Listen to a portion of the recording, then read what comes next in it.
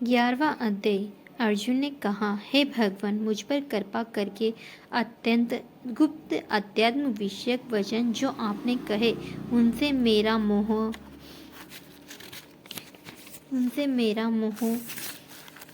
मोह दूर हो गया है।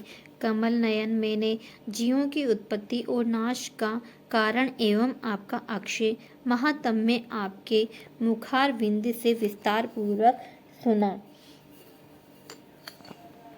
दूर हो गया है। हे कमल नयन, मैंने जीवों की उत्पत्ति और नाश का कारण एवं आपका अक्षय महात्म्य आपके मुखारविंद से विस्तार पूर्वक सुना। आपने जैसा अपने रूप का वर्णन किया, वह आपका रूप देखने की मेरी इच्छा है। हे योगेश्वर, हे मधुसूदन, आप यदि मुझे उसके देखने योग्य समझे तो आप अपना वह अव्यय रूप मुझे दिखाइए। भगवान जी ने कहा, हे पार्थ, नाना प्रकार के, नाना वर्णन के और नाना आकारों में के मेरे सत्य शत्र सहस्त्र सहस्त्र दिव्य रूप को देखो। हे भारत, तुम वसु, रुद्र, अश्वनी कुमार, मरुदगण और जो पहले कभी न देखे थे, ऐसे मेरे आश्चर्यमय रूप देखो। गुणकेश व चराचर सहित यह चरित्र देखो तथा और कुछ जो देखना चाहो तुम यहाँ मेरी देह में देख लो, परंतु इन नेत्रों से मुझे नहीं देख सकोगे, इसलिए मैं तुमको दिव्य नेत्र देता हूँ। उनसे मेरा विराट रूप देखो। संजय ने धृतराष्ट्र से कहा, हे राजन, इस प्रकार श्री कृष्ण ने अर्जुन से कहा और उसको दिव्य दृष्टि देकर अपना अलौकिक रूप दिखलाया। अर्जुन उस विश्व रूप के अनेक मुख तथा अनेक नेत्र थे, उसमें अनेक अद्भुत दृश्य थे और उसमें अनेक सुंदर आभूषण तथा विश्व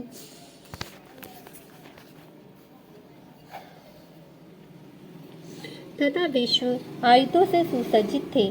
देह पर दिव्य पुष्प, दिव्य वस्त्र, दिव्य गंध देह पर लगे थे।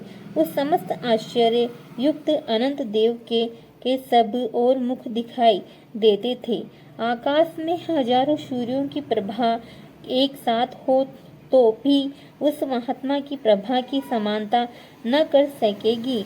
उस समय अर्जुन ने देवादिदेव के शरीर में अनेक प्रकार से विमल इस समस्त जगत को एकत्रित की देखा। अर्जुन आश्चर्य से चकित हो गया और उसका शरीर रोमांचित हो गया। उसने शीर नवाकर हाथ जोड़कर कहा, हे देव, आपकी इस देह में सब देह भिन्न भिन्न प्राणियों के समुदाय कमलासन पर बैठे हुए देवताओं के ईश, ब्रह्मा, संपूर्ण ऋषि और दिव्य सर्पों को मैं देखता हूँ। हे देवेश्वर, तुम्हारे अनेक भुजा, अनेक उदर, अनेक मुख, अनेक नेत्र अतः आपका रूप अनंत, आपके अंत तथा आदि को मैं नहीं देखता, किंतु समस्त विश्व में आपका ही रूप देखता हूँ। आपको किरीट युक्त गदा चक्र धारे चारों ओर से देदीप्यमान तेजो राशि सर्वत्र चमकते हुए अग्नि सूर्य की भांति प्रकाशवान दुर्भिक्ष और अपरंपार देख रहा हूँ। मैंने मन से तुम ही ब्रह्मा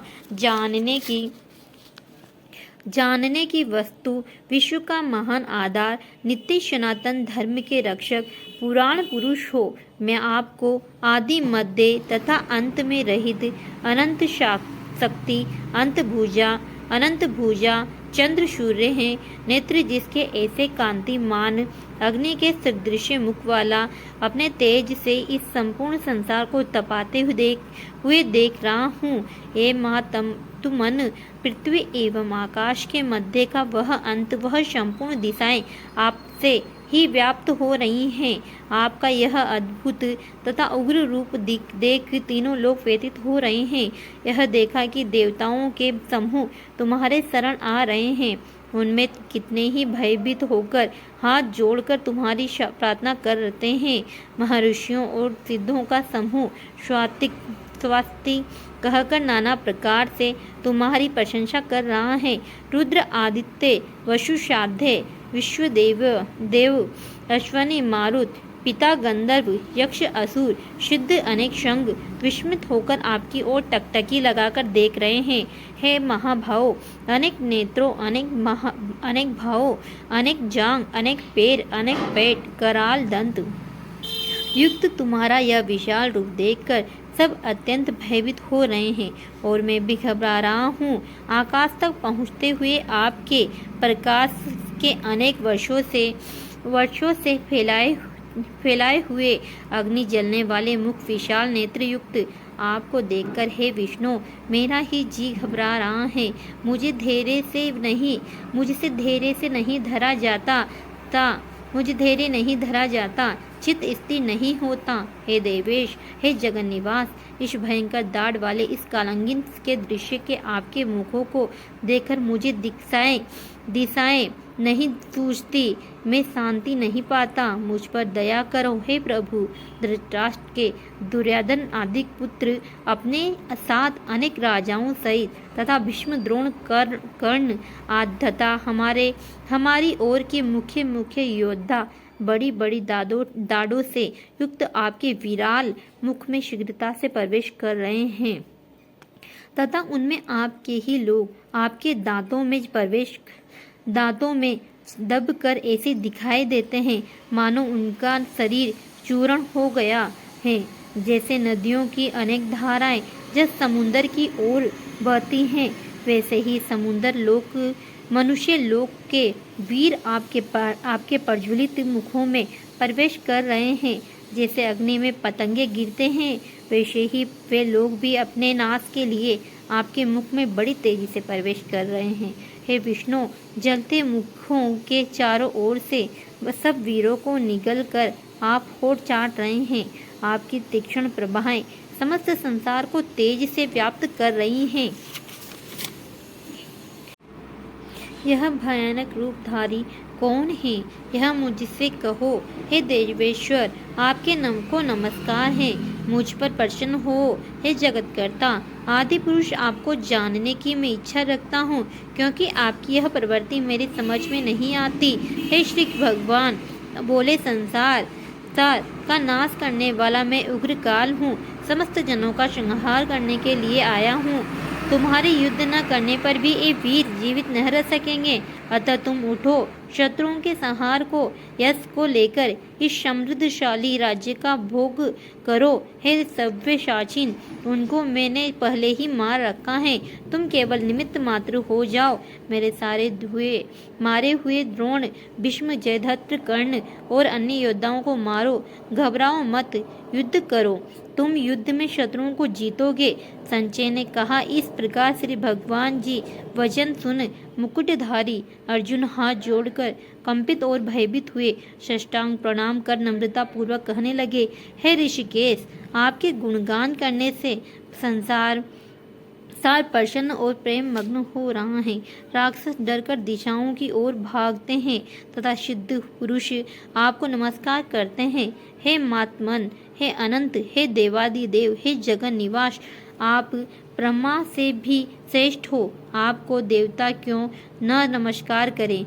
व्यक्त भी आप हो, अव्यक्त भी आप हो तथा इन दोनों से परे अक्षर भी आप हो। हे अनंत रूप, आप आदि देव हो, पुरातन पुरुष हो, विश्व के परम आधार हो, ज्ञाता तथा श्रेष्ठ हो। श्रेष्ठ स्थान आप हो, विश्व का विस्तार करने वाले आप हो। आपकी महिमा को न जानकर मैंने आपको अपना मित्र मानकर हे कृष्ण, हे सके, ऐसा जो तिरस्कार से कहा, तो प्रमोद से तथा स्नेह से, हे अच्युत, प्रेमी रूप से आपसे इन बातों की क्षमा मांगता हूँ जो कि मैंने अपरिहास से बिहार से सोते बैठते और भोजन समय अकेले अथवा मित्रों के मध्य में आपका अपमान किया है। आप इस स्थान मंगल रूप लोक के पिता, पूज्य और महान गुरु हो। त्रिलोकी में भी आपके समान कोई नहीं है। आपसे अधिक अतुल प्रभाव कहाँ से होगा। इसलिए इस तुल्य आपसे सिर झुकाकर प्रणाम करके यही प्रार्थना करता हूँ कि मुझ पर कृपा करो। हे देव, जैसे पिता पुत्र के मित्र के पति पत्नी के अपराध को क्षमा करता है, वैसे ही तुम मेरे अपराध को क्षमा करो। हे देव, जो पहले कभी नहीं देखा ऐसा आपको रूप देखकर मैं प्रसन्न हूँ, परंतु भय से मेरा मन व्याकुल है, इसलिए वही पहला रूप मुझे दिखाओ तथा हे देवेश, हे जगन निवास, आप प्रसन्न हो जाओ। हे सहस्त्र भाव, हे विश्व मूर्ति, मैं फिर आपको वही किरीट, गदा तथा और हाथ में चक्र धारण किए हुए देखना चाहता हूँ। श्री कृष्ण भगवान ने कहा, हे अर्जुन, मैंने प्रसन्न होकर हे तेजोमय अनंत आद्य विश्वमय रूप अपने योग के प्रभाव से तुमको दिखलाया है, जिसको तुम्हारे अतिरिक्त इससे पहले किसी ने नहीं देखा था। मेरा ऐसा भयानक रूप देख तुम व्याकुल और मूढ़ न हो, भय त्याग प्रसन्नचित्त होकर फिर तुम मेरा वही रूप देखो। संजय ने कहा। इतना कहकर श्री कृष्ण ने फिर चतुर्भुज और सौम्य रूप धारण कर लिया। श्री कृष्ण अर्जुन से कहा, हे जनार्दन, आपके इस सौम्य दिव्य मंगलमय रूप को देखकर अब मैं प्रसन्न चित्त हो स्वस्थता को प्राप्त हुआ। श्री कृष्ण बोले, हे पार्थ, मेरा जो विश्व रूप तुमने देखा है इसका दर्शन संभव नहीं है। देवता भी उस रूप की आकांक्षा करते हैं।